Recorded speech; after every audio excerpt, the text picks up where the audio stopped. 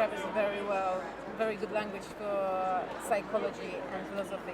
And I was wondering whether your connection to German language was help you understand the role and get into characterization of Carl Jung. Well, I think when you're dealing with each individual country in Europe and wherever you are in the world, there's a physicality that's involved. With German people move differently than Italian people, than English people, than Irish people. So you kind of you want to try and embody that and understand it. And then of course Swiss, that's another thing on top of that. And then Austrian, and then where exactly you're coming from.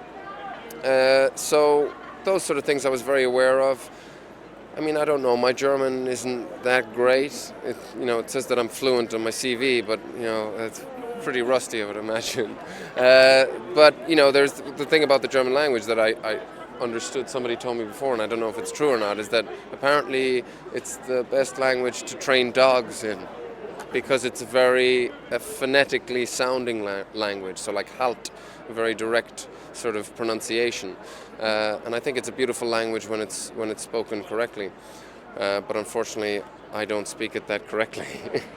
In your films there is like repeating theme, which is some kind of sexual morality. There's always people who have problems about sex and morality.